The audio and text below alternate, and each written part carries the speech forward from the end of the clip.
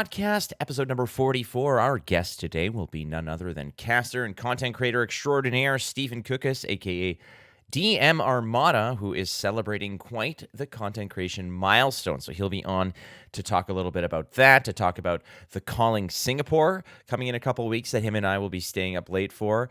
But as always, the Instant Speed Podcast is brought to you by FAB Cards. You can go to kfabcards.com. It is the place to go for flesh and blood, but not just that. Also, all of your trading card needs, be it Pokemon, Magic, they've got all kinds. Get all the tools that you need to navigate the world of Wraith shipped directly to your door, right from the comfort of your own home. You can go to www.kfabcards.com. That's www.kayfabecards.com. Now, here are the facts for this week. Not a whole lot, but there's a big one that I want to talk to you about. That would be the big 10K occurring on October 22nd and 23rd in Columbus.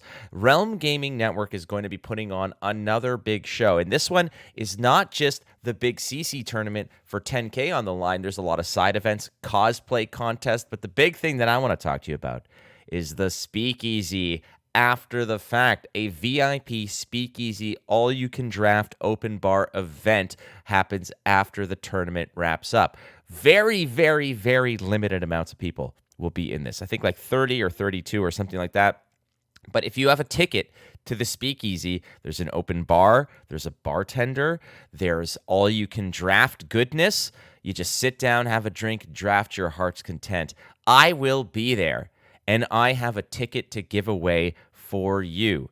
So what we're going to do here for this contest is you can go to my Twitter at WatchFlake. There's plenty of picture goodness for you. You have my ugly face all over the internet. If you scoop up a picture, you create me as a hero in flesh and blood. However you want to do it, whatever you envision it. You know, whatever class, whatever talent, like I have talent, put it all together and show it to me.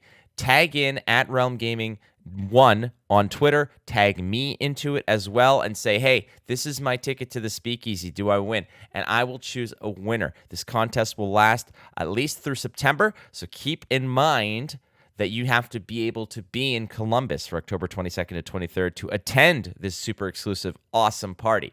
So if you were interested, you can hit me up and start getting creative. Again, you can go ahead and find my ugly face all over the internet to make this happen. Beyond that, though, the skirmish season is wrapping up. So if you're interested in getting your competitive licks in, well, you can go to fabtcg.com, check the events locator. There's some skirmish events likely happening close by. Finally, I want to thank my Patreon members. As always, you guys are great. Thank you so much for supporting the content. And if for as little as $1 a month, honestly, you can go to patreon.com/instantspeedpod, and you can go ahead and just kind of give us a pat on the back. For as little as $1 a month, you can give us some good vibes and send some mojo our way. So cheers to you. Again, like I said, our guest today is DMArmada, and I wanted to say, I'll give a quick little story about DMArmada before we jump into it. He does not know this. I am recording this after the fact that we had our big discussion. Can't give him too much, good vibes to his face. He's going to get a big ego, but I got to tell him a good little story about DMArmada, which was when we were in New Jersey, one of the first days that we were there early in the morning, just setting up for the day. We were both going to be casting the Pro Tour. Everyone is excited. Mara, the artist from Blackwing Studios, came to us just to say hi, and she was talking about her prism list and how she wanted to bling it out and put it all up into foils and whatever, and that she was missing some key pieces and this and that. Without skipping a beat, Mr. Armada, Mr. Kukis, says, well, see, follow me. So all three of us took a little walk towards the caster area, and he pulls out his bag, and he said, all right, talk to me. What are you missing? And he's just going through a bunch of prism foils. It says, you have this one? Do you have this one? Do you have this one? Are you missing this one? And just gave Mara a bunch of prism foils to just go ahead and help complete the blinged out mission. And I thought that was super awesome, and wanted nothing in return, merely to say, hey, now you got a really cool deck. So that's the kind of person that Stephen Kukis is, and we're not going to tell him to his face. But either way, he joins us on Instant Speed. The Instant Speed Podcast welcomes back the first ever Triple Crown winner in ISP history. He's a well-known and wholesome knowledge. No, that's sorry. What I meant to say is you're not just a well-known. You're a well of knowledge, but you're a well-known knowledge. I'll say. We're That's a keep. good way to put it. Oh, we're keeping that in, Stephen Cookus. That's what we're doing. What Clip that. the train of thought I was on was that you were a true champion of the community. You've been at the desk calling the action at the highest levels of Flesh and Blood, and you are actually the reason why I know 3% of a Kano match. But welcome back to the show for a third time. You can tell that my whole clock is just inside out, upside down. But welcome to the show, Stephen Cookus, aka Dice Master Armada. How are you, friend? It is a pleasure. It's a pleasure. I always like hanging out and talking with you. Whether we're in the booth, whether we're just like in Discord, doesn't really matter because we're going to have a good time when we do it. And that's what's fun. So you said, hey, want to come hang out? And I said, yes, I will jump. How high? Yes. How high do you have to be to come on the show 3 times? That was the conversation that was had. And in reality, it was a little bit of a short notice. However, there is some actual, rhyme and reason to this whole chaos. But before we get to that, I do want to talk to you a little bit about a very coveted title that has sort of been hovering over everyone's head like a suitcase in a ladder match. But you have climbed that ladder to achieve the elusive Third Timers Club on instant speed. I believe that this is a discussion that was had with many others, including people like Matt Rogers is a 2-timer. We've got that's a good dude right there. That is royalty in this community, frankly. Ten and Grace as well, royalty within this community. But there's also a good dude. I feel like I have to qualify now everybody after I've said one person's a good dude. Like I just have to keep qualifying. Tannen, also a good dude. But you have to add some sort of extra descriptor to it. It's like, do you add like a number, a color, a flavor to it? Because if we're all good dudes, then it's like if everything's OP, then nothing's OP. In which case, if everyone's a good dude, then no one's a good dude, I guess. I mean, you can't have it all, right? Like, no, I think everyone's a good dude. I think you're all just great. Noted. But yeah, it's 3 times a charm, I suppose, to have you here, Armada, one of my favorite people, as always. And this is where you pull out the speech that you say you did not prepare, and you thank the audience and the crowd and your agent, I guess, who reached out to us begging for you to come on to this prestigious program. I was supposed to prepare a speech? Well, no, but I didn't. I did not prepare a speech. Meanwhile, no speech prepared. Giant scroll opens and Town Crier comes in and says, "Hear ye, hear ye." I did not prepare a speech. Let me begin my speech by looking through my sticky notes. No, it is. I've already said it. It is super fun to be with you, and you described me in very kind words, and I would reciprocate that all the way back to you. You, sir, are a fantastic pillar of the community and one that people actively love being around because of the way that you are. And you say, like I said earlier, you say show up, and I'm going to show up, man. Well, that's kind of you. And again, it goes both ways as always. And one of the things that I will say to you is you hold the title as well as being the only person who has ever taken money from me to buy a playmat. You are the only person whom I have ever in my entire life spent money on a playmat for. And I did it happily, absolutely happily. It wasn't a situation where I'm like, well, I feel obligated. You showed me the playmat. It was super damn awesome. And then I asked you to sign it. And I said, hey, write something special, something just for me. And you wrote, "This is just for you." And then you signed it. And I have brought that playmat to multiple tournaments, actually. And people are like, "That's really cool." I said, "Damn right, it's cool. Dice Master Armada gave me this bad boy, and you will never, ever get one." Well, I didn't say that, but... No, I love this playmat. And you said you wanted one, and I was like, oh, I got to make this special. What can I do? And then you told me what to do, and it was like, cool. Now I don't have to think about it. I don't have to, I'll just be cute and snide. That's what I'll do. I'll write that down. And boom. it follows me around. Like, it's kind of like every time I go to a tournament and I sort of put that down there, it's like a warm hug. It's like I'm greeted. Like the post game handshake occurs before we even start playing. It's that good. It's that delicious. It's a You really cool map, man. The art is insane. It was done by a Flesh and Blood artist, which is fantastic, Arif Wijaya, who I actually asked to do a really big piece of art that I put on a playmat that's sitting in my closet that I have not showed. I don't think I've shown maybe a handful of people the actual full art, but I'm gonna show it on Friday when we do a big celebration on my channel. So and it's gonna get shown off there. that's what I want to dig into. And very, very big milestone for yourself, who has been in the content creation space for quite some time. And Hmm. you have recently surpassed 10,000 YouTube subscribers. And I mean, in the grand scheme of things, you put that against people who with millions and millions, but as somebody who has lived in this space, who has worked in this space, 10,000, 1,000 is Yeah. something to applaud. 5,000 is incredible. 10,000 you must be on another level of just joy here.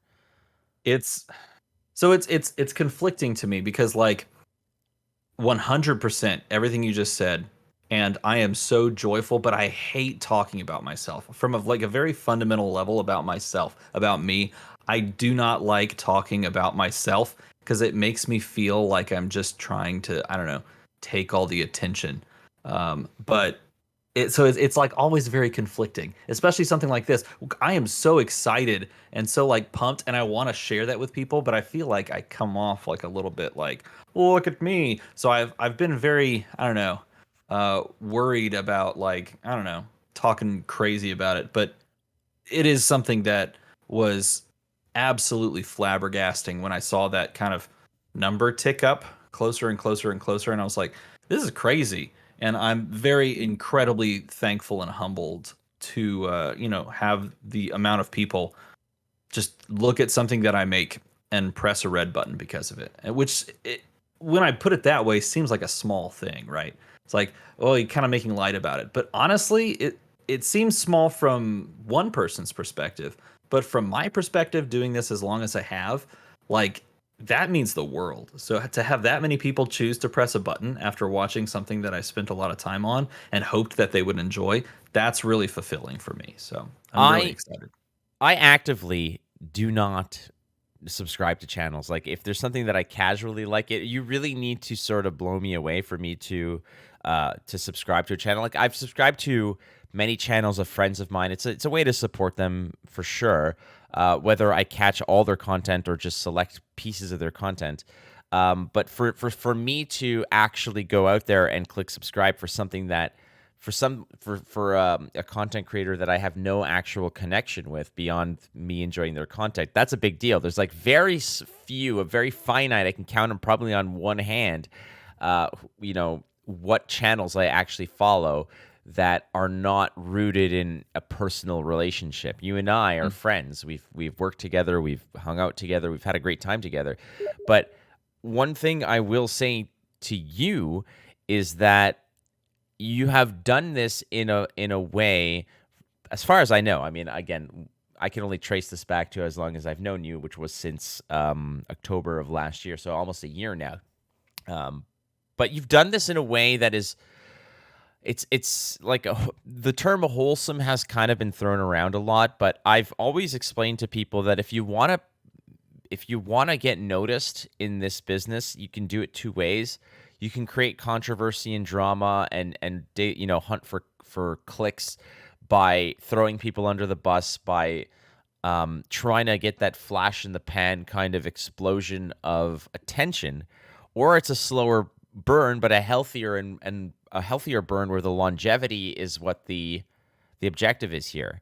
So explain to us a little bit about the work that you've done to get where you are, because it wasn't always flesh and blood, if I'm not mistaken, right? And it's sort of, Yeah. yeah. So talk to us about when this began, how long it has taken, and to put it into perspective for people who think and only see the major successes. They don't necessarily understand the struggles and the work and the time frame that's put in to get from point A to where you are now. Yeah, for sure. So like it's interesting because I was sitting at lunch today at work and I was kind of scrolling through my phone and I had this like just thought in the back of my head. I was like, I've been running this channel for 6 years, 6+ years. I think I started in May of 2016, and so it's past the 6 year mark. We're working on year 7, and I sometimes I go back to the very first video that I ever released, and I started a YouTube channel. If you don't know, back in May of 2016, uh, namely because I fell in love with a game called Dice Masters. And not only that, I fell in love with the game and the strategy, but I also fell in love with the community. And so I was sitting there thinking to myself, um, like I want to make some content because I personally love watching content on YouTube. I don't know if that's something that you do regularly, but for me, it's TV. I don't watch TV, cable, anything like that anymore. I watch YouTube stuff, and I have for a long time. And there just wasn't content for that game for Dice Masters, and the little things that I found, I was ravenous for it. I ate it all up, and I sat there and I thought, if no one's making this, why don't I just do something? Why don't I just make it? Even if it's not that good, why don't I just make it? Because if I want this stuff and I can't find it, I'm sure there's other people that are feeling the same way. And the community in that game was and still is absolutely incredible. Full of incredible people that would just bend over backwards to do like wonderful things for you and that pour into your life, right? Like that kind of thing. So why not make content for that? And I was thinking about this at lunch that I left. I've always left my first video up from 6 years ago. You can go and you can actually very easy go all the way to the bottom of the YouTube videos that I've uploaded and watch the very first video of like 26-year-old me sitting with like this cheap webcam talking at it for like 10 minutes, and then the what looks very lazy right now in comparatively for everything I've done, very lazy looking like stuff after that. But man, I did gameplay commentary, and I still leave that up because for me it reminds me of like that's where it all kind of began. And I look at that and then I compare it to what I'm like doing now. And I was scrolling through this afternoon and I was like, man. And then that video, I remember making it, and that's where I learned how to do that. Oh, and then in that video, I realized my mic had not been connected properly to the computer for 2.5 months. So I was using the audio from a laptop. That's why the first 2.5 months video sounded so crappy, because I had this microphone and that microphone was not plugged in correctly, so it never picked up my. I was like, literally, it's a beautiful thing to start doing something and be bad at it, and then keep doing it until you're not bad at it. And Well, so, for me, it's been 6 years of just trying to not be bad at it, and it's been really fun. Well, it's definitely been something that a lot of people have enjoyed. 10,000 YouTube subscribers is a massive milestone for a lot of people. But like again, it didn't start with Flesh and Blood. My own personal YouTube channel was started with Gwent ages ago, and like you, I kept those early videos up there because they're reminders of the progress that you've made. I've always been a big advocate for people to say that day to day may seem very fluctuating, but if you sort of zoom out and see your path over a grander scope, there is so much improvement. There's so much, yourself from 5 years ago would be incredibly proud and jealous of where you Yeah. are today in all times. And I am all about perspective, and it's important that your 10,000 may seem minuscule to to someone out there with like the millions and millions, but to the person with like 65 subscribers who are, aching for even that kind of, and one thing about you that is incredible is that you have done it by being yourself. And I one thing that I have to really drive the point home with, and I'm wondering if you feel the same about this. What I get from you is the same that I get from your videos. What I get from you in person here on this program on Instant Speed. What I get from you from your videos. What I get from you just through DMs and stuff like on Discord. It's that you are Stephen Cookus, aka Armada, and this is, you get what you get, and there's no difference. And the one major compliment that people just throw at me like it's just kind of an observation, but people don't get how important this is to me. that what I hear from people that means the most is when they say that you're the same person in person that you are on your broadcasts or on your whatever. Mind you, I swear a lot more probably in person.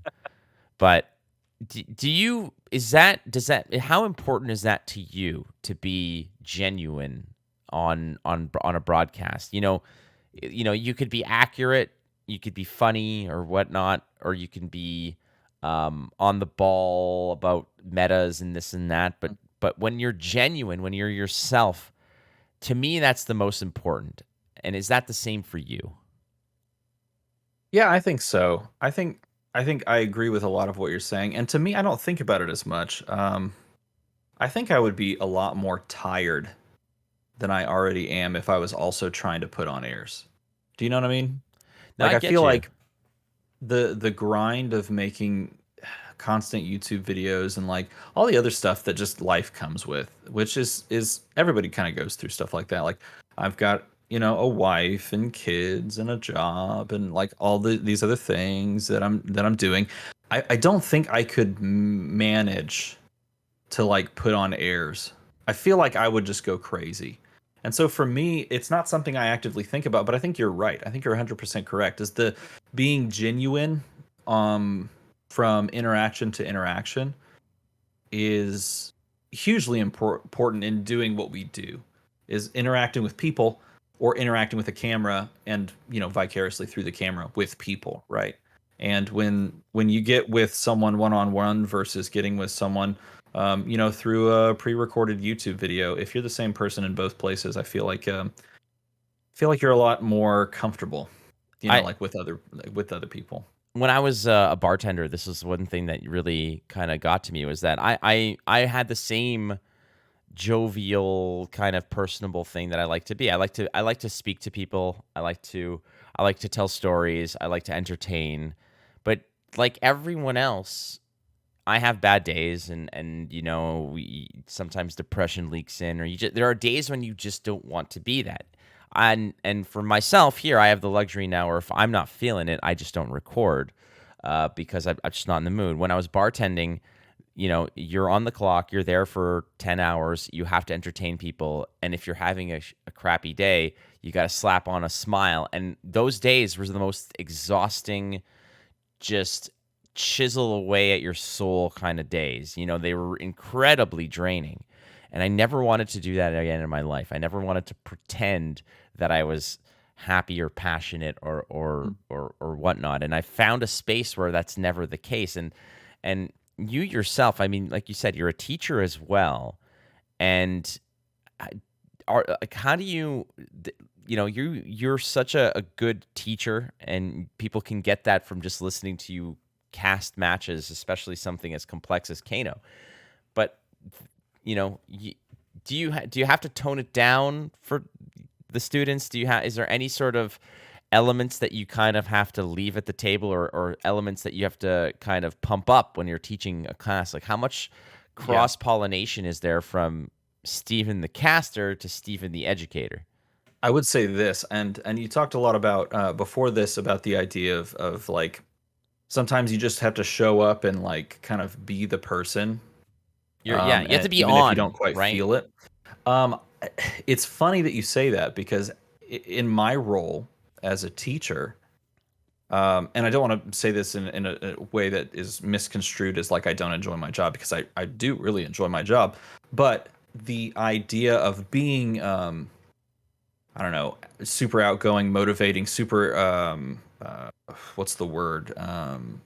Magnetic, we'll say it that way. Having that magnetic personality, that is something that I have learned how to do and turn on and turn off, right? It's like going into a performance mode. I can do that. I can step up on I'm a band director by trade, so I can step up on a podium and I can work with a group of 45 kids of varying ages, developmental levels, whatever, and I can engage them. But is it, and I do the same thing on the camera. And there's some days, and this is super important because I do want to make it known. And if you're someone out there that makes YouTube content, it is okay sometimes to turn the camera on and to still just, I don't know. I don't want to say put on the face, but put on the face and be happy, because at the end of the day, what I've found is that even when I'm not feeling it, when I finish recording a video and then I edit it and then I see the fruits of my labor and the work that went in, and then I see, you know what, that actually turned out okay. Sometimes that just makes me feel better. Those And it's the same days. thing. It's the same thing in front of a group of kids. Like, if sometimes I just have to turn it on, you know, it's okay to have a bad day. There's nothing wrong with that. And for me personally, there are days where I will record a video and I am grieving because of something that has happened.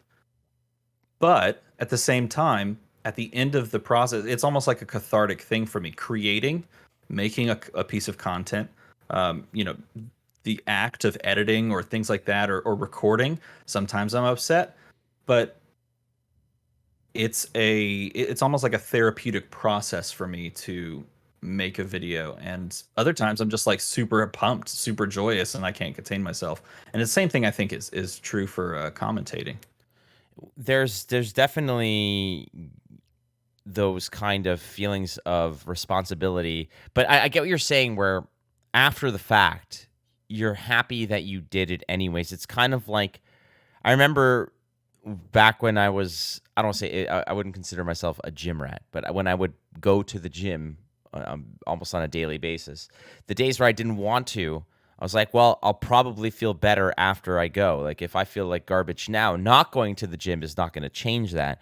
Going to the gym might change that. And it's kind of the same feeling, because you felt productive. You felt like you've Yeah. done something to improve your mindset, or your state of, your state of mind, your body, or what, in what case. And the one thing that I want people to know is that Steven is essentially this, I say the same. Steven's, you feel like you know Steven, and when you meet him, you're like, yeah, I know Steven.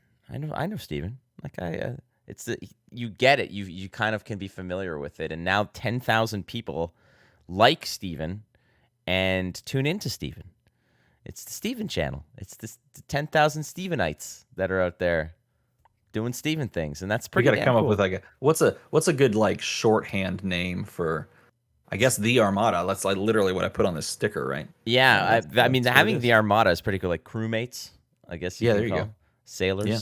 That's the one thing I remember when I used to stream on Twitch all the time, and I had so many friends who were Twitch streamers and whatnot, and every time that there'd be someone who'd subscribe to their channels, they'd be like, welcome to Yeah. the undead army, or welcome to the, the, I don't know, the unicorn jugglers, or I don't know. And I would always struggle because I tried some, and I'd be like, welcome to the, and I'm like, what the hell are like I'm Flake, like what do I say, like welcome to the, It's a good question. So eventually I just started, like, one of the things I do a lot is I just call people clowns. Like, I just liked, since high school, clown to me was like such a great word to call people. So I would always call people clowns.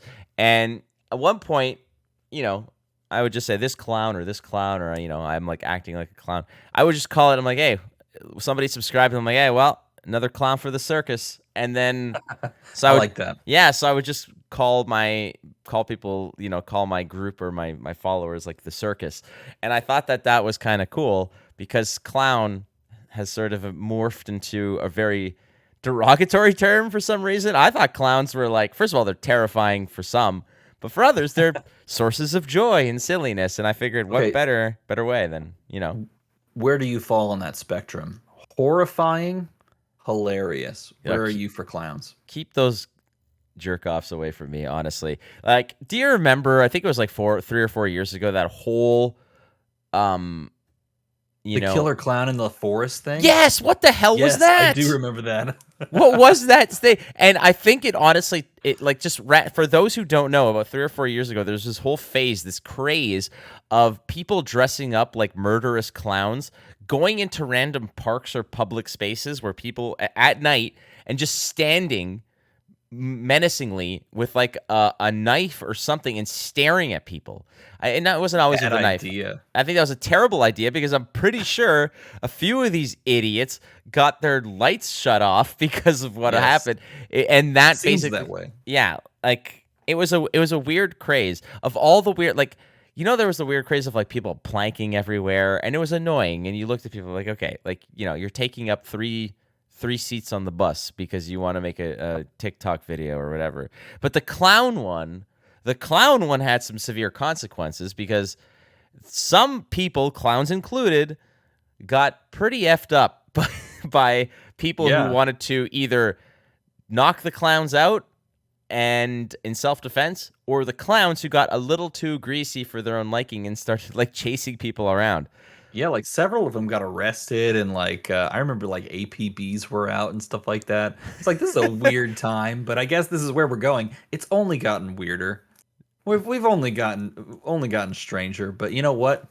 At least we can always remember the clown times. I want to see the sketches that from the descriptions of the people giving to like those police sketch artists. Can you describe them? Yeah, big red nose, giant red nose. Yeah. Have you seen a clown? Have you seen a clown? It's basically that. Basically that, yeah. Like clownish, like they were wearing makeup? No, like, well, yes, but it was it was a clown. Okay.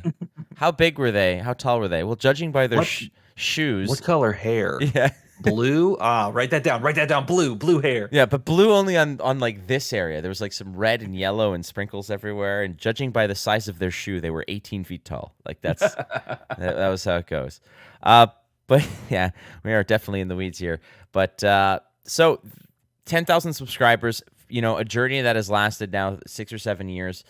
There must be some moments in your content creation space that just constantly stay with you, be it positive or negative. Either way, there's some shining moments, there's some memorable moments, one of which I think happened very recently, where you did a box break of a first edition print of Arcane Rising. And it was, I'm not going to steal the thunder here, so tell us about that wonderful box break that occurred a couple months ago. Oh yeah, that was a time. Let's see. So what did I do? I bought an Arcane Rising first box off of someone, and I was like, you know what? I'm probably never going to get to open one of these ever again. So I might as well see if we can like rally a bunch of people together, buy packs out of it, and then we'll just open it together. Because I'd been doing like normal, like these box breaks where you just buy like normal product, right? Like Uprising, Everfest at the time, I think was the set that we were opening. So I bought the Arcane Rising first box, and we all picked up packs. Like everyone picked up some packs, and so we started going through it. And we had gotten pretty deep into the box, and we had no cold foil. And it reminded me of a very specific moment in time when I first picked up Flesh and Blood, and WTR Alpha, Welcome to Wraith Alpha, was out. Right, that was the only product that was on shelves. There was no Arcane Rising; it hadn't released yet. And I picked up a single box of first edition like alpha product, right? And I opened it on a stream, which is still on this channel. I think you can still go back and watch it. And I opened the entire box, and someone from LSS actually hopped into the chat while I was doing it. And they asked the question. It's a very simple question. They were like, "Hey, have you gotten the cold foil yet?" And I was like, I don't know what that is. That sounds amazing, but no, I don't think I've gotten the... And they said, don't worry, you'll know it when you see it. So I got to the last pack, and I opened it, and there was no cold foil in the alpha box. I purchased an alpha box for the very high price of like, you know, $85 at the time, and didn't open a cold foil. And I got to the end, I was like, I didn't see anything. And they were like, well, check your like tokens or something, like check your equipment. And I looked through and I was like, no, nothing. And so I opened an alpha box with no cold foil, and I brought that up on the stream, and I said, this is very, very reminiscent of that. And the very next pack that I opened of this Arcane Rising first edition box had a cold foil Eye of Ophidia fabled in it, which is the #1 card that I've always like wanted to have like hold in hand and just experience. That was a uniquely weird and cool moment. There's 4 packs left. I will tell you a story. The first box of Alpha I ever opened did not have a cold foil in it. I streamed that opening. You can still find it on my channel. Now that I've told you that story, I've absolutely pushed the tension as far up as it can go. Plunder run. Red, Stir the Aether Winds. Here, let's just get out a bunch of these sleeves right now.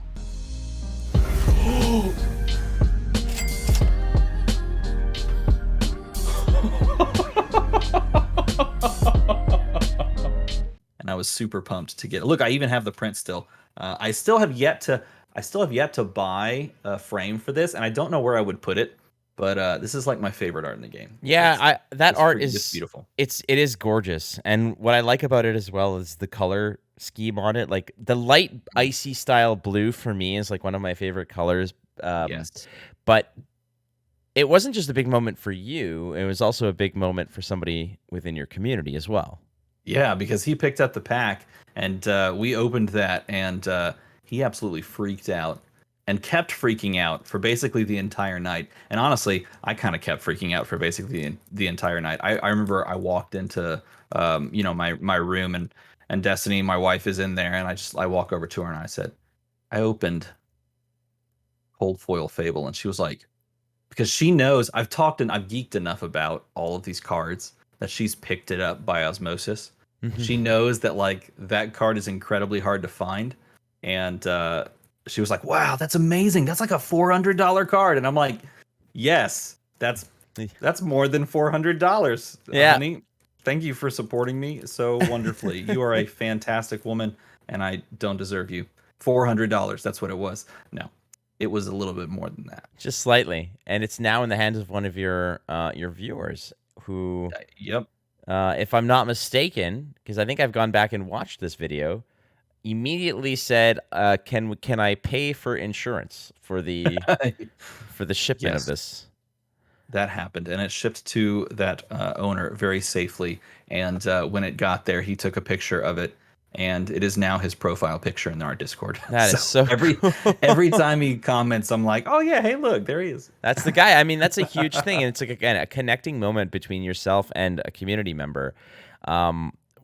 One of my favorite moments, I think we've probably discussed this ad nauseum in various different platforms, but here on this program, I think we've even talked about it, was the crippling crush moment at Pro Tour, where after like it was day 3 of just us going haywire, of just working our asses off to bring the best darn flesh and blood coverage we can, where it was yourself and Tannen, and we were all exhausted. And then finally, that wonderful crippling crush moment. If you want to just walk us through that one again for one last time. I just want to hear you tell it. I like it when you tell this. You want me to say it? Okay. So yeah, especially I've never heard it from your perspective either. Because for those that don't know, Tannen and I were on the commentating duties, but you were on the tablet, change the overlay. Like, yeah, I was doing the hard work. Frankly, let's just get real here. The hardest working guy is not the one who's running their mouth. It's the one who's being the hero and operating the iPad. For all of those who watch the broadcast, you know that when a card is played, there's sort of a card that shows up in the space on the overlay of the broadcast where you can see the card that's being played. You know, for your reference, if it's either a card that you don't know, it's just good. It's just good, clean, and wholesome. There's somebody who is basically on an iPad. When they see the card be played, they very quickly, with quite nimble and lightning quick fingers, type it in and basically press a button that says push to screen. So it pushes the card image to the screen, and it's there. I was in that role for that matchup. The role was I guess it was Starvo versus God knows what. And again, deep in the weeds. It was like late day 2 or early day 3 or something along the lines of that. And we had been working like crazy. We're tired. You never know it because you guys are on fire. But again, sometimes there's only so many times you can say, Earth. Anything before something just sounds funny, right? Yeah. Earth, ice, lightning, fuse, kaboom, kablam. But y'all were going crazy and having a good time. And it was just like, you kind of get loopy, you kind of get weird, and that's when the silly stuff comes out. But I forgot what you were talking about, but you just said, you just out of nowhere, completely deadpan. They have the ability to swap out the art on the panel, so they can just put whatever card art they want. Shout out in chat. Let us know what art they should put on the side of the table here. Hey, look, it's a crippling crush. That's fun. And at then the end of it was at the end of a long string of like breaking down the possible thought process or the line of play that they took. And then he's going to swing the icy hammer for 4. Obviously, he's fusing here because the fuse here with a blizzard means that he could do this and that. And oh, hey, look, a crippling crush. Yeah. And it just came out like that. And honestly, I didn't even think two things about it. I was just trying to make a segue into the fact that it's just a new card on the board, right? So it can be sort of explained. But for some reason, you did not let that one go because you, sir, burst out laughing about 6 feet away from us, and Tannen saw you laughing. No. I saw you laughing. That's what happened. I saw you laughing, and I had to just mute the microphone because I just couldn't hold it in anymore, and I just lost it. And then Tannen saw both of us. He said, uttered the word like he was gonna segue, and then he burst out laughing, so he had to hit the mute mic button, and then all 3 of us were just battling to see who could control themselves soon enough to recover from this gaffe. And it's like 35 seconds of silence. We checked it in the car going to dinner. Yeah, there's absolutely no professionalism in that regard. Dead air is essentially like a death sentence. It's the plague when it comes to broadcasting. You don't want dead air for that, especially that long period of time. But we definitely looked this up the day, like that night on the way to because we were talking about it. But I think it was like a lot of people can make me laugh. Like that's not the issue. It's just the fact that you and your delivery, it was this seamless kind of transition into, oh, look, and there's a Crippling Crush. That's a good card. And I'm just like dying. I was hunched over looking at you, losing it. Like, you look at me, you start laughing. Tannen, like I can get, like, Tannen is just, like, easy sort of fodder for me when it comes to making him laugh, because the amount of times when we're broadcasting together, the amount of times he's absolutely abusing that mute button because I'm going off the rails it's just too easy sometimes with Tannen. I love him to death, but man, can it just be easy. And that one got me because I can usually keep it composed for the most part. The only other time I've ever, while on broadcast, ever had to mute and just sort of tap out for a while was when I was casting Gwent. My Gwent partner was by a friend of mine by the name of, his name is Henry Fang. He's an awesome dude, goes by the name of Shinmiri. He is like one of my all-time favorite partners. When we were paired up because we were kind of like the odd couple, because he was a very analytical, straight-laced, wholesome, no silliness, by the letter, scripted kind of dude who knew the game inside out and was like the brains of the operation, and I was the loudmouth kind of whatever. And we were paired together, and I would always lead the breadcrumbs and drag him into some silly tangents. Like, he'd be like, no, the easiest route from A to B is a straight line. And I'm like, yeah, but what about this? And let's go here and let's hang it. So after many, many times of working together, he eventually kind of loosened up, and we became a very good tandem because he was able to take cues from me on when to be silly. And that eventually led to, he would be the one dropping some of the nonsense. And he used a term that I would use on stream as a joke about things. There's a card called Elven Whisperers that whenever you play a spell, it would duplicate itself. So it would just kind of flood a board, like it's a swarming tactic. And there was a strategy where you could chain together like 5 or 6. So if that card lived, like you'd play it on one turn, and if that card lived for the next turn and the combo was set up, it was this explosive turn. And I used to refer to that card, well, you'll hear in a second, but he used the term I used to use to say it, and he used it.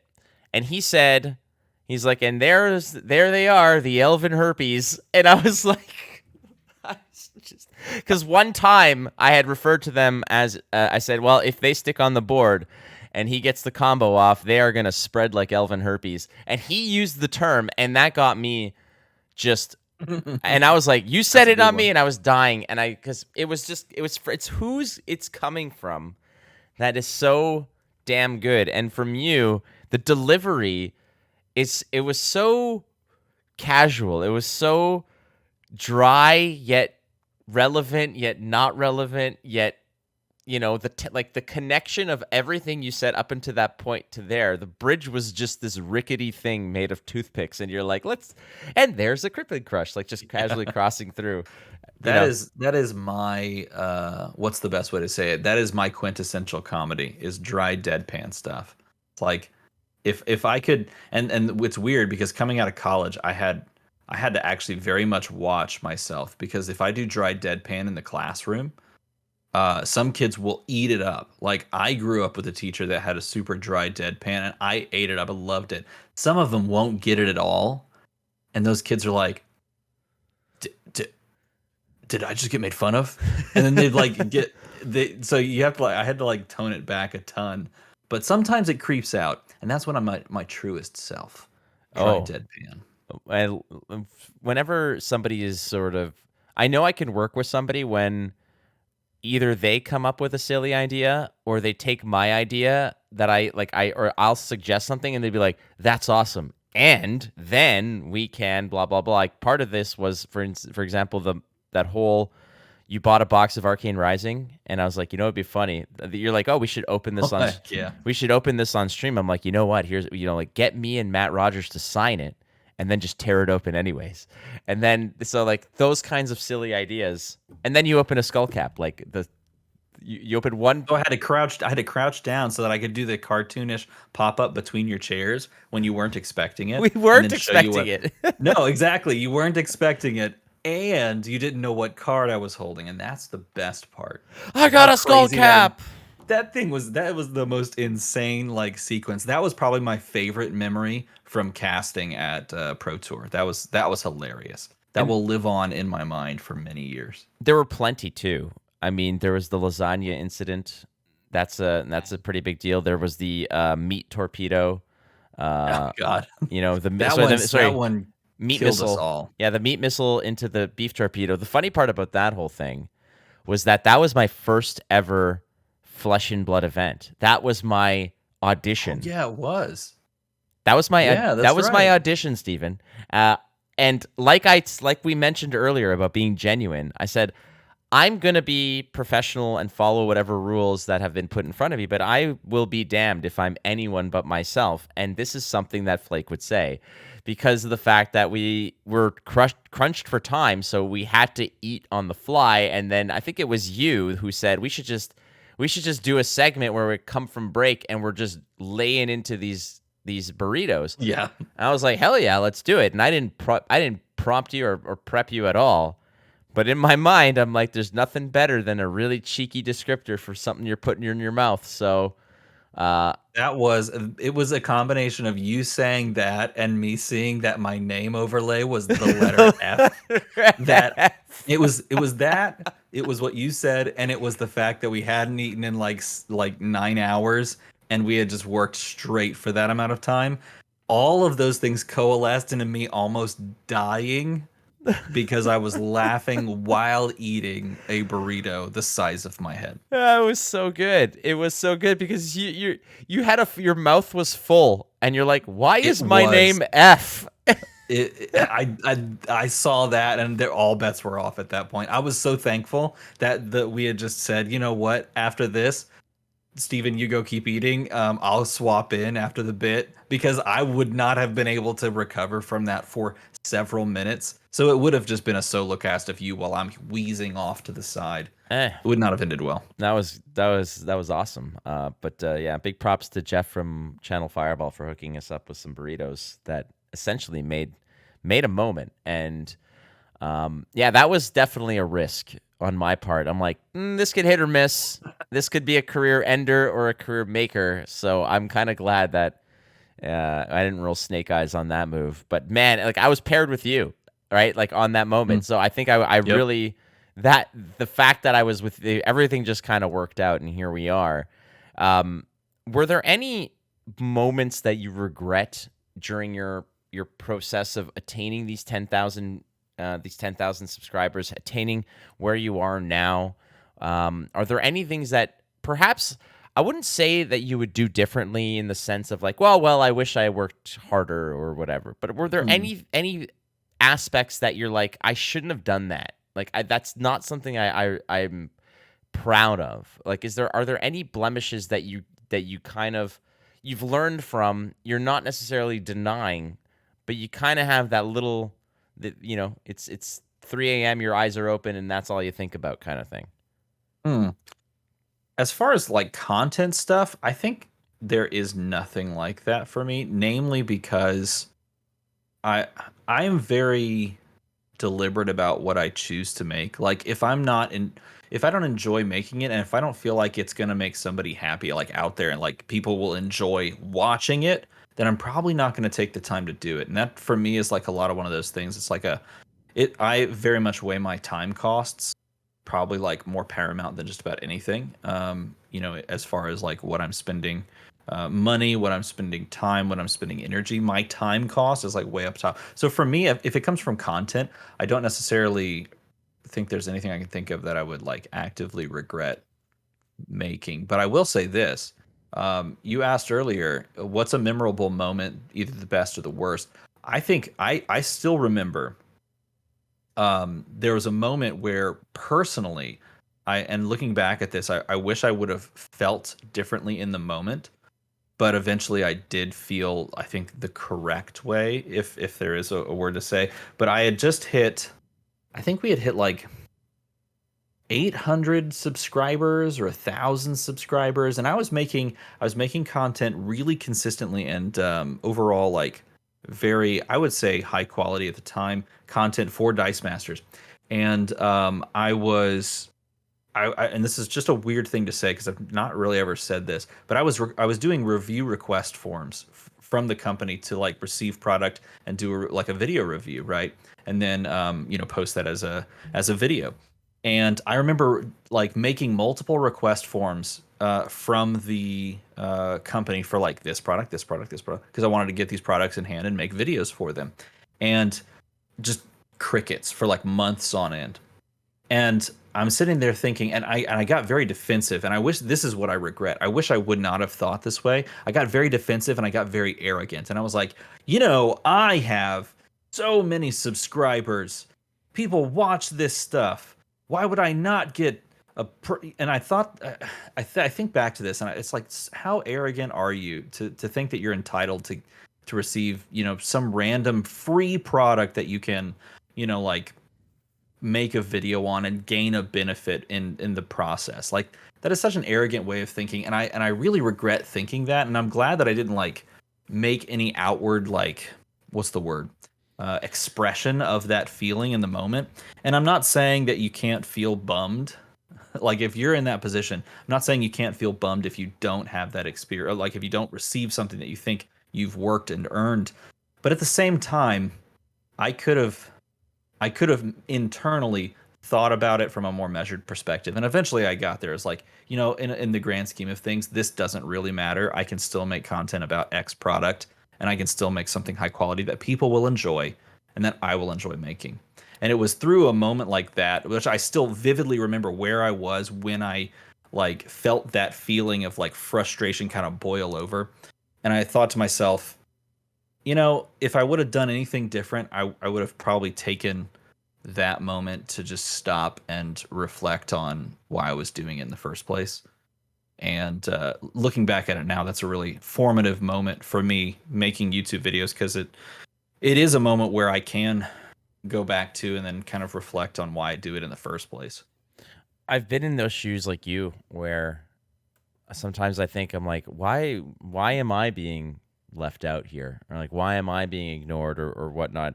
For example, and a lot of it has to do with content and games and stuff like that, where, you put in the time, you put in the work, you're lucky enough to have people who listen to your opinion and hear your voice. So you're thinking, why am I not getting an opportunity to showcase the stuff? And a lot of it, frankly, is just, I'm like, dude, just send me some stuff, dude. I want to open some product. I want to have some cool things. And I see it along with a lot of other card games. Like, for instance, Magic has a lot of content creators that every time a new set comes out, they get this care package of, multiple boxes and this and that.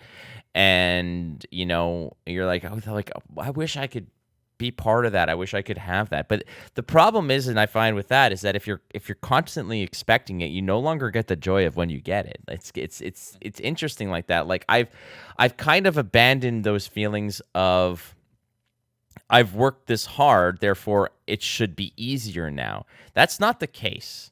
I think that is a fallacy that a lot of people kind of dig into and realize is that it doesn't necessarily get easier from the standpoint of you have to work less hard. It gets easier from the standpoint that you like playing guitar, the more you practice and the harder you work at it, the easier it becomes in that case. But you're still playing the same amount. You're still practicing the same amount, but those chords seem a lot easier to navigate and go through. And that's what I've come to realize, and what I've basically, landed on, is those feelings of things getting easier are not because,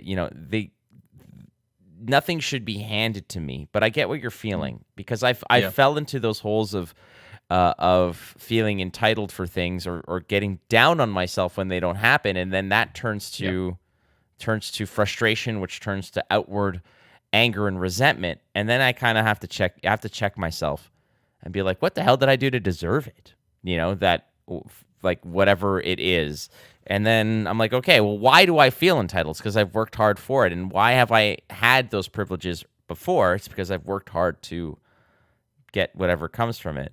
It's a sobering thought when you realize that how much of what you are is dependent on other people appreciating what you do. And if you slack, then it's that they're just gonna kind of pick up and go find somebody who continues to work hard and do those things. But I've seen it in the community. I'm not necessarily speaking of flesh and blood, but it probably exists there too. But those kinds of sentiments of like, I've worked this hard, or I've put in this amount of time. Why do I not have X, Y, Z? And it's nothing's guaranteed. Nothing's guaranteed. Yeah, I think for me, it's one of those moments where I think less about like, okay, what's the best way to put it? I think for me, that moment and moments that I've had since then, which have happened, all throughout, you're not immune, no matter what number it says on your, YouTube subscription. You're not immune to feeling that feeling and having that experience where it's like, oh, I didn't get a call for that, or oh, I didn't get that, or oh, sponsorings, that's not a thing. Okay, so you're not immune to it. But for me, whenever I do experience that, I now reflect back onto, and I mentioned this, I reflect back onto why I make videos in the first place or run a YouTube channel in the first place. And I think it's from that place. And if you're a YouTuber, or if you want to make YouTube videos, I think that is probably the most important place to start, is why are you doing it? For what purpose? And for me, I make YouTube videos because I love the process of making YouTube videos. Like the actual process. I love recording them. I love editing them. I love seeing the video export and then making a thumbnail and putting it on and like feeling the sense of pride of like, I think that was a quality piece. I love that. And then I love having people react to something that I make with happiness or appreciation, or any of those positive range of feelings that someone could get from it. Like, and I say this to anybody that comes up and says, hey, you do a great job, I really enjoy your YouTube videos. I hope that someone gets enjoyment or education or both from a video that I make. And that is the full stop moment right there.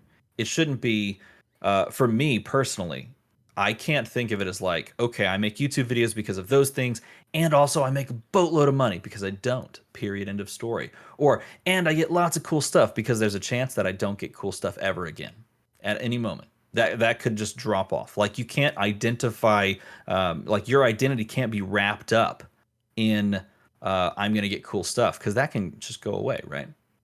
It can't be wrapped up in like, oh, I'm going to get this sponsorship, because they could just not sponsor you anymore. But it goes back to those two core things. And that's why, like, when I feel that frustration, I can remember, you know what? I do this because I really enjoy it, and I hope that people enjoy it too. And when they do, I'm happy for them, and I'm happy for myself. So I'm gonna keep doing it. And then it's just a matter of getting back in like the recording booth and recording. And here we are, and that's again we like. What people need to understand out there is that so whenever I have a guest on the show, I provide them sort of like a script notes or like a show notes where it's like, here's what we're going to talk about. Here are the questions, the guidelines or whatever. With you, we just kind of, I don't say we wing it, but I mean, I wrote notes, but I mean, I think that like one of them has been relevant. But one thing I did want to get to is the fact that the Calling Singapore is occurring in about a week and a half. We're recording this on August 9th. The Calling Singapore is going to be happening in the wee hours of the 21st, if I'm not mistaken. We are going to be doing the top 8. We've done this before, and I am usually not a fan of either staying up ultra late when I don't have to or waking up ultra early, but this is something I am so excited for. I am too. I enjoyed this thoroughly last time we did it. I think that was really fun. And I think this is going to be hopefully even more fun.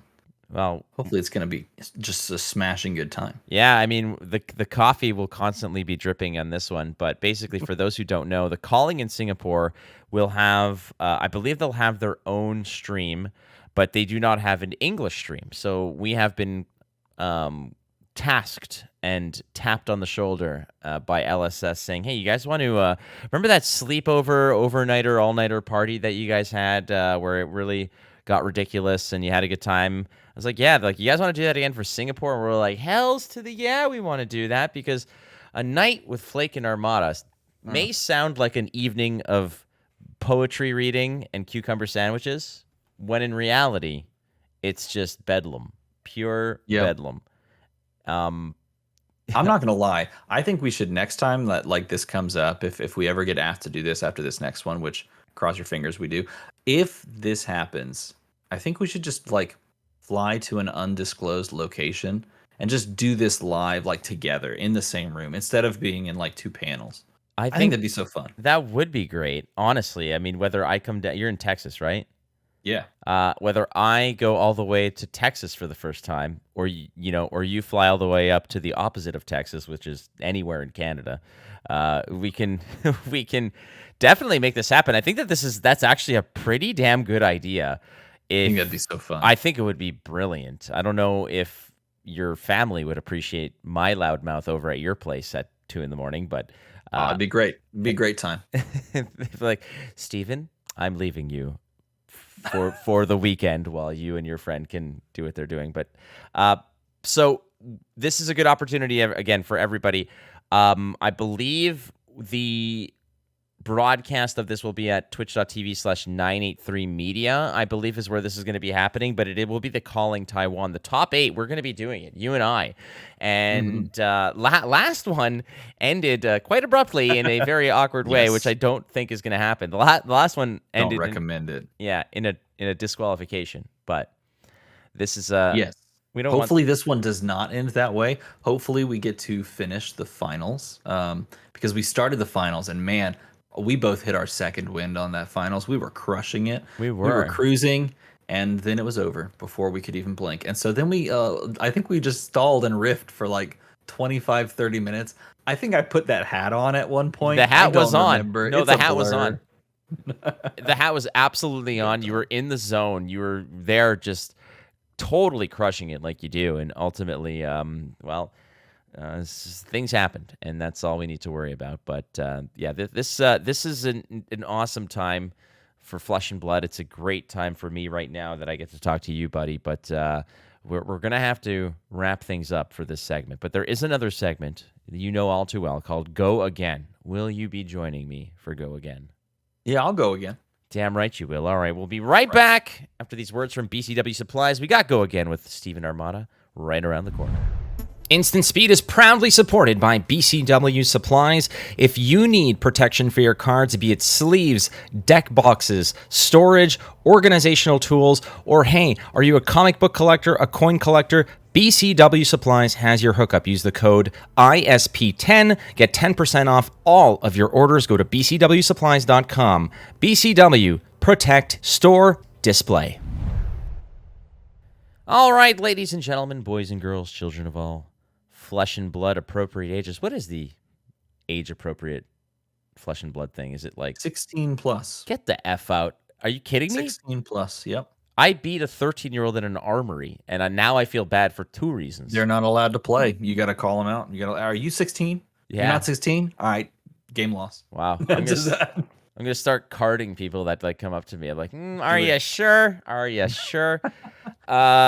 Exactly. It's a new kind of angle shooting. It's just that's what you need right there. Just angle shoot a bunch. Do it. Call in the play. I need to see a birth certificate. This person doesn't, Meanwhile, the dude's kid is playing in the tournament too. And you're like, I don't know. All right. So we've got 8 submitted questions from viewers like you.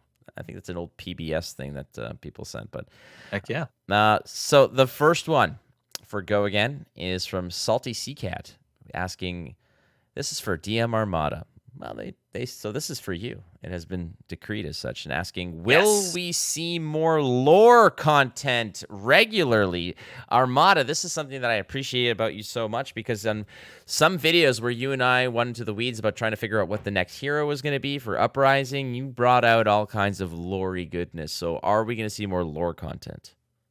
I hope so. Here's the thing, and this is just how I kind of do my own thing. I will take the time to spend, and create and make a video if people want to watch it. And that seems weird and like very basic and view focused and all that. But like, if people are watching a video, it means they're enjoying said video, or they're liking the content, or they like the premise. So if people watch a video, then I will make that type of video, because it means that more people are enjoying it. And so right now, people seem to be liking the most recent lore video that I put out, all about the lore leading up to Uprising, which I found incredibly fascinating. And I did not even know they posted some more recent articles. And when I saw those, I was like, know what I'm making a video on? Let's do it. So I sat down and grounded that out. So if people like it, I'll make more. That's a good question and a great answer. Next one is from Greg at Darth Prentice. What's DMArmada's favorite format in Flesh and Blood to play, and is that also the favorite format to brew decks for? I have a suspicion it might be Ultimate Pit Fighter, but you could actually probably confirm or deny. My favorite format to play is probably Ultimate Pit Fight, probably, but it's really close, because actually Blitz is really up there. As far as building decks, Blitz is the format that I like to build decks for most, because I feel like decks are super hyper focused on what they want to do, right? And I like that. There's something very comforting about a super polarizing format like that, and I just really enjoy that. But playing, it's really close, but I think I'll give the edge to Ultimate Pit Fight for right now. If you haven't tried it, you should. I gotta get in on that. I definitely got to get in on that. I mean, I've played Commander. Next big tournament, we'll just jam some games out. We can get a few people. I think so, definitely. Let's do that. Let's definitely make that happen. This one from Polish guy. I was just in Poland. I actually came back yesterday. So Rich G. I can't say his last, or maybe I can say his last name. I won't. Rich, man, great dude. Great dude. He's a Rich G.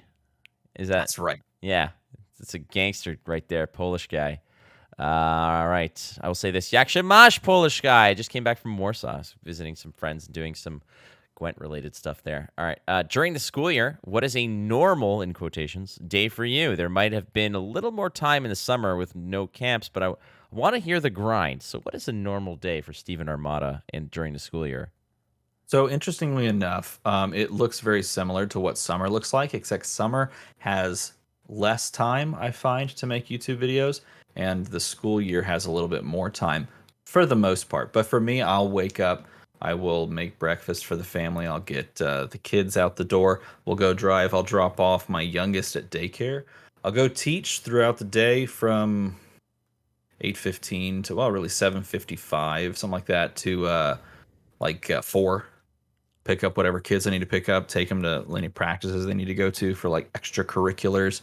Do the dinner thing, hang out, play, wrestle with my kids because they like wrestling. I have 3 boys, so like that's what they do. And get them to bed. And then after they get to bed, that is when I sit in this chair and I make videos, or I build decks to make videos with, or if it's a day where I've kind of done that for 2 days in a row, I'll go hang out with my wife. We'll watch a show or something like that. I like it. Polish Guy also is a patron of the show here, so thank you so much for that submission. Of mine as well. Dude is a legend. He's a great guy. Very great guy. And a rich G, apparently. No wonder he can afford so much Patreon support. Good old Richard crushes it. The dude is 10-0 in box battles, has never lost a box battle. He feels bad now for everyone he plays against because he just crushes them. Hey, I mean, people are just good at things. And that's right. Well, box battler, Polish Guy, Rich G. Keep it up, buddy. Next one from Playtime TCG. In all your years with TCGs, what moment stands out to you the most? Ooh, that's a good one. There's two that I think are about equal. One of them is doing commentary for the very first calling in Vegas.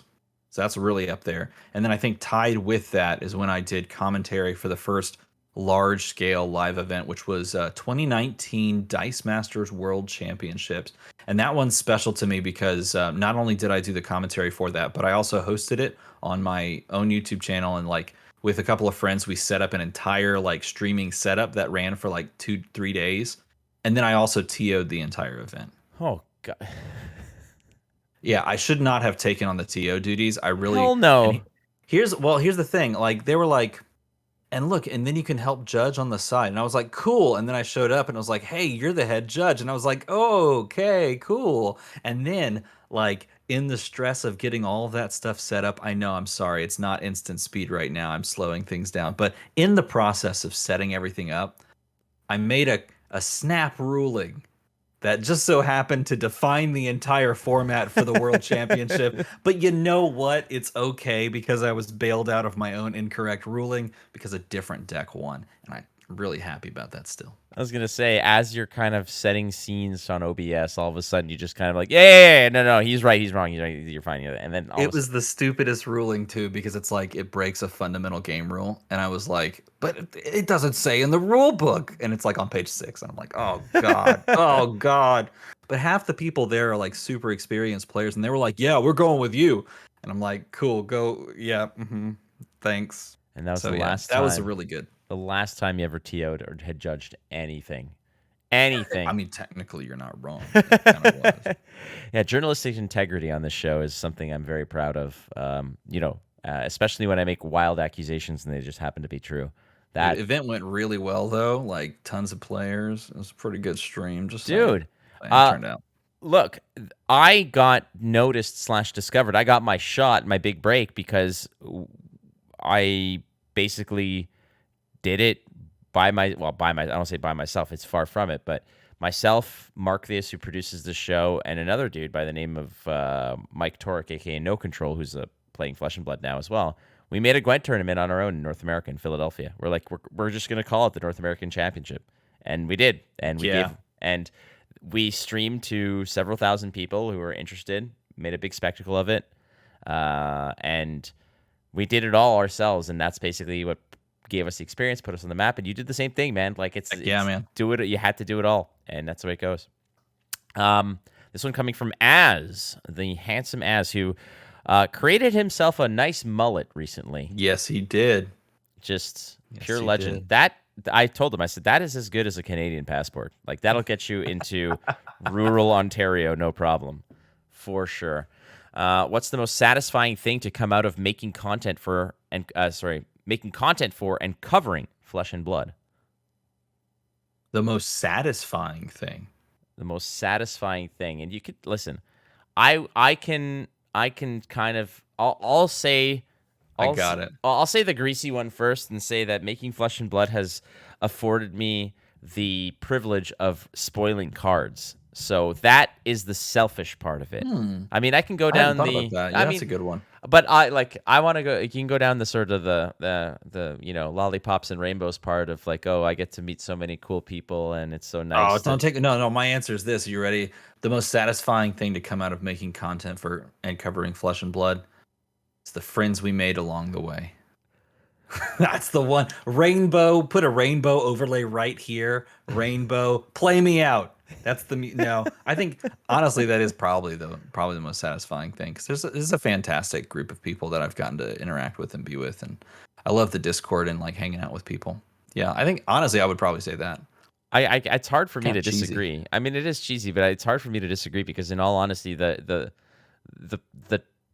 low that I get to when I leave an event after having spent so much time with some great people at these events, like you show up and yeah, you got to work. Like I go to these events and the majority of them I'm working to a degree, but there's no better feeling than like the lead up to it where you're at the hotel, you see a bunch of people, you're playing games, Yeah. you're going for dinner. Like I would not get rid of that.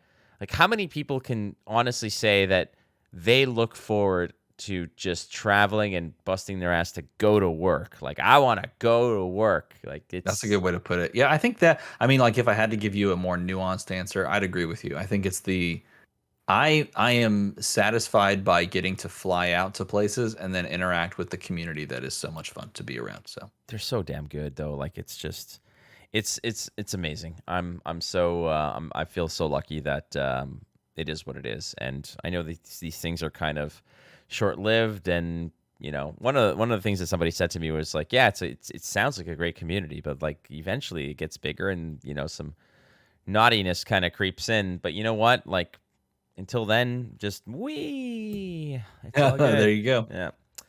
Patrick Shaw, Pat Smash Good of the Combat Chain podcast, great people, says, what does preparing to cast a major event look like? Is there any kind of specific training one does before getting ready to be on the mic over a weekend? Do you practice play-by-play? So that's a good question. I practiced play-by-play when I started my YouTube channel because my content for the first year at least, and then continuing on for like 3 years after that, was literally just providing gameplay commentary for Dice Masters. And so the cool thing about doing that is everything in that game is face up. All information is accessible and known. And so you can provide commentary for both sides of the play, and it can be accurate towards what play lines that people may be dipping into. So with that understanding, I find it easy to provide play-by-play and like general analysis and stuff like that for a game like Flesh and Blood because I've already had the practice. That being said, I do, and I'd be curious to pick your brain and all the other casters' brains that we've worked with about it, because I actually do have a process that I go through, and it starts the moment a new set releases. I will play and then subsequently consume literally probably more content than anybody I know as far as gameplay content, just at all hours of the day. At any point where I am not doing something actively, I will consider turning on a video from a random YouTube channel playing the game. And whether or not I hold, certain gameplay and like whatever high esteem, or like if they're just, grinding out some games over like Tabletop Simulator, I will take that information and watch it from a critical perspective constantly. So I'm just constantly watching and formulating opinions and building decks and studying like play lines and figuring out general game plans for specific heroes, and then coalescing all of this like from event to event to event to event. And so that knowledge scaffolds on top of itself, because if Levia, for example, has this general game plan in Monarch season and it doesn't see play, but sometimes it's like ancillary, this is what they want to do. Oftentimes that's not going to necessarily pivot heavily into the next meta, right? Like they're not going to completely change course and do something completely different. So if that's the case and they're doing some similar stuff, I can build my knowledge base off the more I watch, or the more I deck build, or the more I play, and scaffold sort of that learning. And then take all of that knowledge into the booth and hopefully make use of it. But that's how I go through the process. I watch and I play as much as humanly possible for that I can handle. And then I build decks and I formulate, and then I think through putting them in tier lists and all that sort of stuff. I think contributes to it. It's kind of like, learning lyrics to a song. You can read it, and and hum the melody or whatever. But the best way, in my opinion, sometimes is just learning all the cards. Is just seeing them in action constantly over and over and over. And by that, Yep. in that case, it's like you mentioned, it's consuming a lot of content, watching a lot of gameplay, and playing a lot of gameplay. My prep, me personally at least, what I like to do when I'm going into tournament season in certain games, or it seems like it's always tournament season in Flesh and Blood. But when I'm getting ready for a broadcast, is I play a ton of matches with the heroes and the decks that I believe will be relevant, and then I just go and watch random stuff. It's like, let's just go catch a Leviathan match just to sort of refresh on what the hell a Hungering Slaughter Beast does or something along those lines. But preparing to cast a major event, to me, is making sure that you are on the ball with how decks operate and how they interact with one another. And this is an element that I think that a lot of people don't necessarily give a lot of credit to, is that anybody can recognize the art of a card and the game text. And when it hits, like, somebody plays it and drops the card on the table, and you're like, okay, oh, there's an Oaken Old and it's fused, and this is what it does. But there has to be implications into what that means in that particular moment. And a lot of the times you don't necessarily realize the true impact of a play because you haven't seen it in that particular climate. Like, the winds have to be right, the thing, it's like the timing has to be proper. And you don't necessarily always get that through, like theoretical practice. It's more so through practical and just being there to see it. So to me, playing is my number one prep mode, for me at least, and consuming content, seeing it, just being amidst it for many hours as possible.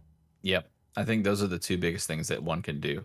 And then from there, recognizing things like general game plans from one deck to another into that deck, like understanding matchups and what decks want to do, and then having all of that knowledge of being able to play the matchup yourself, or being able to write down what the goal was. Then you can understand why they chose to pitch that red card there and play this other red card there, or why they value blocking with equipment here versus not right there. Or maybe they shouldn't have blocked that and actually taken the damage, so Skullcap got turned off, because at the end game, if they're at more life than their opponent, they're dead to Rosetta Thorn. Like, all that sort of stuff is so much easier to pick up on, and you can highlight that as a commentator if you've put yourself in that position and if you've watched other people get put in that position, because then you're like, oh, I see what's coming, possibly, if they take that line. Definitely. Next one is from Alex of Fabled Academy, who does incredible work. If you guys are not aware of Fabled Academy, I highly recommend you go check them out. The question here is, how do you balance content creation and family? Do you have a full-time job, and does content creation, and do you do content creation on the side? So pull the curtain back here in terms of, how many clones you have that do work for you. How do I balance it? Well, supernatural time gifting. I have been given extra time. No. And this question gets asked to me by other content creators. I've been asked this question. It's like, how are you doing what you're doing? And there's not I guess there is a simple answer. And the simple answer is, I don't do anything else. So when it's time to work, I go to work. When it's time to be with my family, when I'm not working, I'm with my family. I'm playing with my kids. I'm hanging out with my wife. And when I'm not doing those things, I am doing this. And I'm not sitting on the couch and watching TV, really. And I have a tenuous relationship with video games, of which I love, but I don't play much, because I'm actively choosing in the moment. And it's a great analogy that you used earlier of going to the gym. I'm actively choosing to go to this chair instead of playing Multiverses. That game is cool, man. And I really want to be good at playing Arya Stark. And I'm not. But I wish I was. But am I going to go and do that? Or am I going to go over here and make a YouTube video? And the reason I started my YouTube channel way back in the day was because I was so sick of myself. I was so sick of this personal habit that I had of having what I felt was a good idea and then starting on said good idea and then bailing on it because it was hard or because I got pulled like a dog to another good idea. Like, oh, look at that dog. Go over there, chase that one. And so I've become very strict on myself of like, I'm gonna go and I'm gonna do this thing because this is what I want to do. And I'm gonna forego, watching that TV show for now. And I'm gonna forego, watching that movie or, doing this other thing. And instead, this is gonna be my hobby. So that's how I balance it. And it works out for the most part. And it's just a lot of flexibility. My wife's the best person ever for providing that amount of flexibility that she does because she's a killer. She's insane. Like sometimes it's hard for me to explain to people because they're like, well, what do you do for fun? I'm like, this is fun. Yes, like this is fun. That's the part of it. It's like, okay, but like this is kind of like your job or your work or whatever. But like, what do you do for fun? I said like I do this because I love it, and like it's if I wanted to just go for pure financial gain, I wouldn't be doing this. I'd be doing probably something else, but in which case, when I would be doing that, I would be aching in my free time to be doing things that I love, which is this. So that's part of it. And balance is important. But if you fill your day, I suppose, with things that you're only enjoying and loving, then it's, you don't really crave free time because the stuff that you're doing is already so fulfilling. Just don't sleep. Yeah. Sleep is unnecessary. It's just this like big old sham. I was thinking, I'm like, what, just as a philosophical question, hypothetically, if you had an extra hour in a day that no one else had, that time froze and you had that 1 hour, what would you do with it? And in my head, the one thing that I thought of was I would just jam it in the middle of my night and just have that extra hour of sleep. And I thought that was fine. And because I think that my day, like I'm never necessarily craving that extra hour. I'm like, there's not enough hours in the day to do everything I want. In my mind, I'm like, I would just love 1 more hour between like, the hours of like 3 and 4 a.m. just to kind of do whatever and just sleep and just enjoy myself. That's an interesting idea. Which perhaps I would take the extra hour. I would take it. There are not enough hours in the day. I feel like I'm always like an hour or a day behind. Like there's always something else that I wish I could do, but I think I'm just spinning a lot of plates. Have any of them crashed down yet? Welcome to the circus. Actually, you'd probably fit into the circus very well as the plate spinning guy. Keep them going.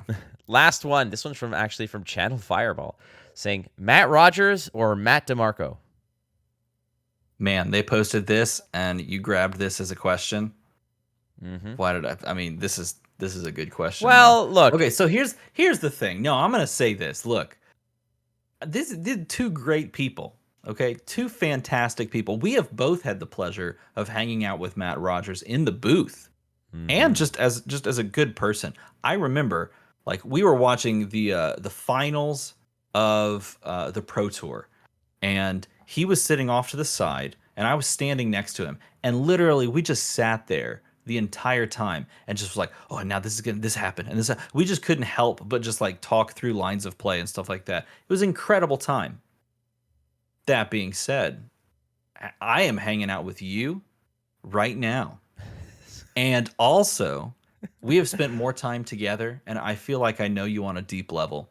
And I truly count you as a good friend of mine. And so if I had to pick, I would pick Kel. No, I'd pick Amanda. I'd pick you, sir. And then Matt Rogers would also be in the mix. Yeah, too. I know. I hate picking people, man. No, I know. I threw this one in there because it literally it was this or a question that I was gonna put in, but I'm like, let's throw this one in here for fun because I want to make him squirm at the end of this. But funny story about Matt Rogers. I thought Matt Rogers hated me before we actually spoke, and now we speak all the time. Like we just shoot messages to each other fairly regularly about all kinds of things. Matt Rogers is such a great dude that I'm gonna veto your answer, and I'm gonna say Matt Rogers, just because. if it's close between him and I'm just gonna prop him up a bit because it's Okay, I'll listen to you. I'll say Matt Rogers. It's my show, God damn it. I just got a tweet from him. This was like a while ago, and it says he has a question. What are your favorite flavor cookies? He asked. Now you have to answer this. This is on Twitter. Yeah. Get on it. When did this come through? 8:30. What? Yeah, you can. Yeah, I just checked my phone and look, you can answer this one. So to close this out, what flavor are your favorite cookies? Oh my goodness, this just happened. And I feel like this is a make or break answer for like friendships. Whew, this is a tough one. I mean, are we just going like off the shelf, or can I say like if because my sister makes some really damn good cookies, and I mean it's up to you, I guess, right? Look, Oreos are really damn good, and there's two. But the problem with Oreos, okay. So when I was in the hospital a couple of years ago, one of the things that I was craving and missed so much because I couldn't eat. I was on a vent. I was being fed through a tube for like 9 or 10 weeks. All I wanted was freaking cookies. So I have some really, really wonderful people who, when they found out when I was coming out of the hospital, they sent Oreos to my house. And when I said they sent Oreos, yeah, I mean I had Amazon boxes of like everyone sent me like 10, and I had like that's awesome. I had like 100 packs of Oreos in my cupboard, and my mom, who was here, were like, why so many Oreos? I'm like, Ma, I like Oreos. They're like, well, can they send something else? Like, can they send like toilet paper or something useful? Like, I'm like, no, they're sending me Oreos, Ma. Like, you get me toilet paper. Like, get out of my life, man. This is brilliant. But the problem with Oreos, okay, is that they have taken this idea of double stuff Oreos and gone completely haywire with it. Because, listen, I was double stuffing Oreos before they were even a thing. You take two apart, you jam them together, you feel like an absolute boss. Then they like mega stuffed them. They took the double stuff and then they did the whole maneuver of taking them together and jamming it. When will it end? When will it end, Oreo? Okay, when is it just going to literally be 2 cookies and a trench of cream in the bag? When will it end? It's too much. It's too much. Actually, someone should make that. That would be hilarious. Then send it to Flake. It's every time I see that, I have the whole Dr. Ian Malcolm from Jurassic Park saying, everyone was concerned about whether we could, and no one stopped to think whether we should. If we should. Yeah, and give it a rest, Oreo. Okay, you pushed it too far. All right, you had a good thing. It's like the whole Bazinga thing from that show. What's that show? Big Bang Theory. Big Bang Theory. Like people were quoting that. And then you took it too far. Okay, just enough, Oreos. Enough. Snickerdoodles. What the hell's a snickerdoodle? I don't. Snickerdoodle. Is this? It's a sugar cookie, but before you like flatten it, you just roll the entire thing in cinnamon sugar. Nice. No, that's the answer. No, that's for me. Like that is like probably my favorite cookie. But I'll give you a weird answer. The chocolate chip cookies from Barnes and Noble. Like the bookstore? The bookstore. The chocolate chip cookies warmed up from Barnes. They are this big. Okay, like the size of your face. Yeah. Okay. And they have like 4 different types of chocolate chip in them. And they are the perfect amount of like crisp and just complete goo kind of a thing. You know, like they got that perfect balance. Literally, I mean, if you just want a chocolate chip cookie, my wife and I we're like 100% that way. And it's weird because you would never think, right? And this is a Matt Rogers question? No, he wanted to know what our favorite cookie flavor was. God, I love this guy. He's so wholesome. He's probably using this data to figure out which of us he likes better. He's probably like, I like the cookie answer that Flake gave, and Oreos are getting excessive. So it's like 1 point Flake. He's keeping tally. Man's too smart. He is too smart, but like He's gaming us. I like at the end of the day, look, if it's like an off the shelf, gotta go buy it cookie, it's usually either a soft chocolate chip cookie, like a chewy chocolate chip cookie, or it's an Oreo. Like that's kind of my go-to. However, I mean, my grandmother, my nonna, she makes these really damn good cookies, and my sister also likes to bake, and you know that whenever there's an occasion where she's baking cookies, it's usually like Christmas time is usually when she bakes cookies. I'm just like over the moon. Like I am just. What kind of cookies are we talking? Just like sugar cookies? She makes all kinds, dude. Like I don't even know what the hell they're called. It's this soft, chewy style cookie, and then she puts like a Hershey's Kiss in the middle of it, and yeah. I don't know. They look like nipples, and I call them Choco Nips, and they're delicious. And that sounds like something you would call them. Yeah. Yes, of all the things you would call that sounds like something that Flake would call that. Yeah, here we are, the first time ever on Instant Speed Podcast. Took us 44 episodes to reference Choco Nips, and here we are. Name of the title. Put that in the title. Well, ladies and gentlemen, it's episode 44, the Choco Nips episode, featuring DMArmada, the Choco Nips connoisseur. Forever living in infamy as the guest that talked about Choco Nips with you. Hey, you were there for the meat missile / beef torpedo incident. You're going to be there for the Choco Nips incident. I feel like you just got to pencil it in. I mean, it makes sense. You got to come up with a new one every time, right? Hey, if you're listening to this, friends, and you made it this far, congratulations. This is the pot of gold at the end of the rainbow. Jeez. This was supposed to be like a 20-minute thing. It was. Like, hey, it's like a 20-minute thing, right? No, it's an hour 20. You know what this is? This is crazy. You know what this is? We were on our way to the end, and we passed by, we're on the interstate, and we saw a gigantic ball of yarn, and we pulled over, and we started taking pictures. That's what this is. Thanks, Matt Rogers. That's for sure. Thanks, Matt Rogers. My God. All right, friends. Well, Armada, I have to say, congratulations again. 10,000 subscribers, the milestone. It's well-deserved. You have a talent, and you have the charisma, and you have a great following of people who support you. And I wish you nothing but... We're going to celebrate on Friday, too. We're gonna do a stream where we're just going to open product and, like, ask questions and talk about stuff. And I'm going to give away some, like, play mats that I just packaged up before we got together, and some, like, cards and promos. It's going to be fun. It is going to be fun. And I actually have friends that are coming to town on Friday, but they're arriving relatively late. So while I'm waiting for them, I'm going to jump in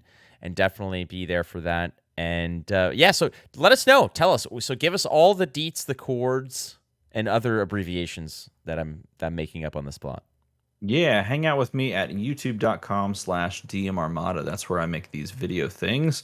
And then I've been getting into Twitter. I don't know if people have heard about that website or that app, but like it's got the bird, and you can like post messages, and that's really fun.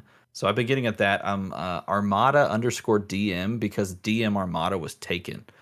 Just strange. And then who the hell? I don't know.